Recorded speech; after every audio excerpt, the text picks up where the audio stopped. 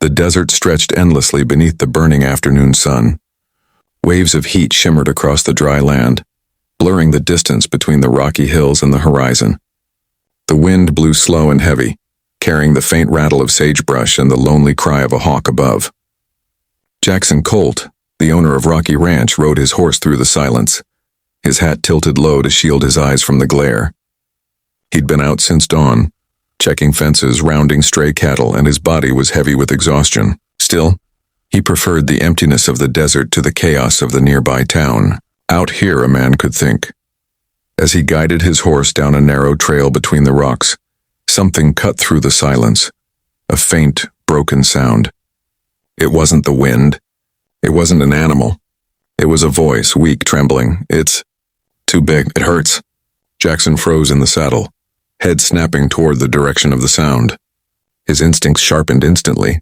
He swung his leg over the saddle and jumped to the ground, boots crunching on the dirt. The voice came again, softer this time, almost drowned by the gust of wind. He moved quickly, brushing past dry shrubs and loose stones, scanning the ground for tracks. Then behind a cluster of boulders he saw her. A young woman lay on her side, half covered in dust, her dress torn and one leg trapped beneath a massive fallen log. Her hands trembled as she tried to push against the wood, but it was useless. She was pale, sweating, and in obvious agony. Jackson's breath caught in his throat. Without thinking, he ran to her and dropped to his knees. "Easy, miss. Don't move," he said, his voice calm but firm. "You're hurt bad." She looked up at him with glazed eyes, her lips dry and trembling. "Please, it's too heavy. I can't feel my leg anymore." Jackson examined the scene quickly. The log was thick and old, maybe from a dead pine that had rolled down from the hill above after last night's storm. It pinned her just above the ankle. Her boot was split open and blood had soaked into the dust beneath. "All right," he muttered to himself, scanning for options. "You just hang tight. I'll get it off." He tried to lift the log first with his hands, digging his boots into the dirt, muscles straining, but it barely shifted an inch. It really was too big and far heavier than it looked. He dropped it with a grunt, cursing under his breath. The woman whimpered softly. "Don't leave me here." "I'm not going anywhere," he said quickly, pulling his rope from his belt. He moved to his horse, tied one end of the rope around the saddle horn, and ran back to loop the other end tightly around the log. "All right, Thunder," he whispered to his horse, patting its neck. "We're gonna need some muscle." He tugged the rope to test it, then gave a sharp command. The horse leaned forward, hooves digging deep, muscles flexing beneath its dark coat. The rope went taut, creaked, and the log began to tremble. The woman gasped, clutching at the ground. "Hold on, miss. Just hold on," Jackson shouted, bracing himself beside her. The horse strained again, pulling harder. The log shifted a few inches, then stopped. Jackson urged it once more, sweat dripping from his brow. The ground shook slightly, and with a deep groan, the log rolled to the side, breaking free from her leg. The woman screamed in pain as blood began to flow freely from the wound. Jackson dropped to his knees beside her again, pressing his hands gently around the injured leg. "You're all right now," he said softly, though his heart was pounding. "It's off you. You're safe." Her face twisted in pain. "It hurts so much, I know. You're gonna be okay." He pulled off his neckerchief and pressed it tightly against the wound to stop the bleeding. Her breathing was shallow, her skin clammy under the sun. Jackson worked quickly, tearing a strip from his sleeve to bind the wound tighter. His fingers trembled slightly, not from fear but from the urgency of the moment. He'd seen men injured before, crushed by horses or trapped under wagons, but something about the sight of this woman, so fragile, so far from any help, hit him differently. "Can you tell me your name?" he asked gently. She blinked, her eyes fluttering open. Eliza Moore. I was heading to the next town with my wagon. The storm, it pushed a tree down the slope. I didn't even see it coming." Jackson nodded slowly, glancing at the hills. The storm had been fierce last night. He remembered hearing thunder even from miles away. He tightened the bandage once more and wiped the dirt from her cheek.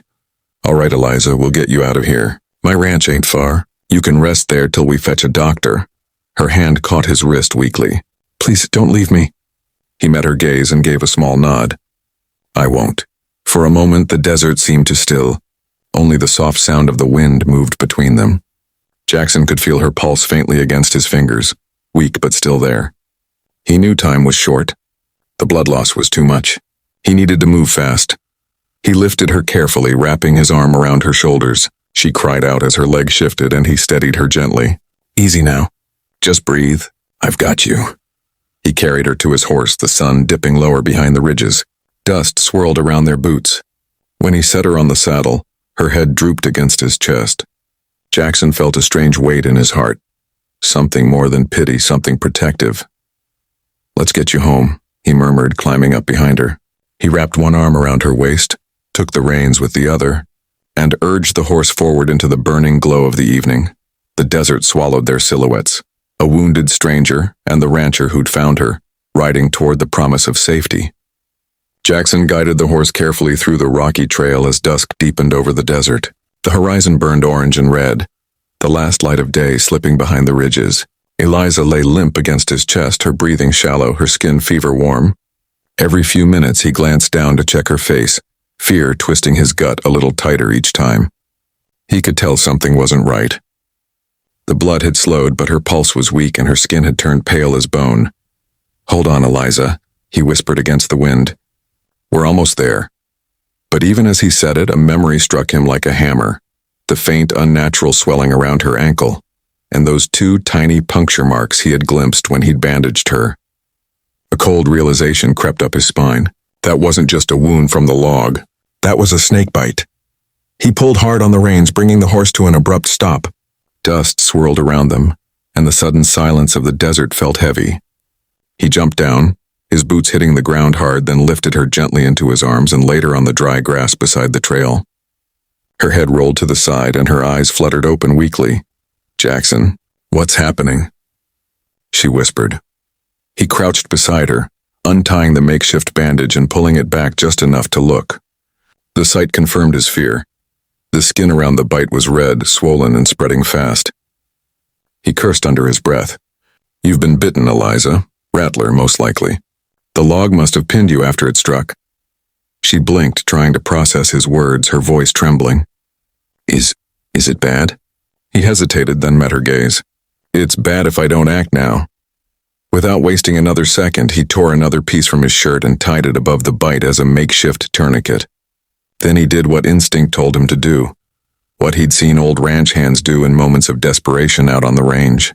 He leaned over and pressed his mouth against the wound, sucking out the venom.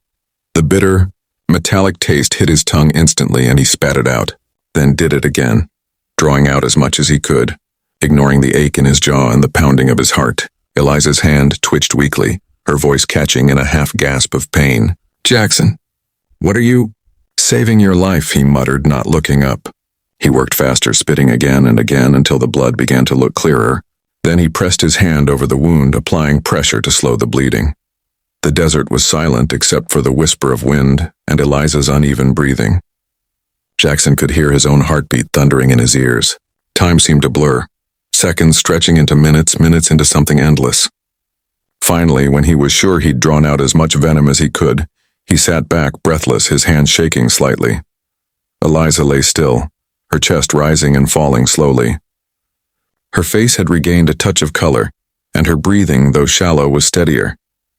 Jackson exhaled deeply and wiped his mouth with the back of his hand. The taste of dust and blood lingered, sharp and foul.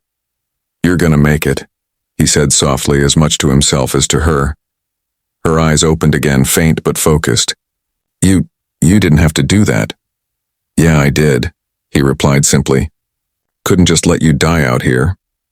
She gave a weak laugh that faded into a sigh. You're a stubborn man, Mr. Colt. Been called worse, he said with a faint smile. He picked up his canteen and poured a few drops of water onto her lips. She swallowed slowly, blinking as though coming back to herself. The sun had slipped below the horizon now, leaving the world bathed in twilight. Coyotes howled faintly in the distance. Jackson looked toward the darkening trail. They were still miles from his ranch, and the night would bring cold and danger. He couldn't risk riding fast with her in this state.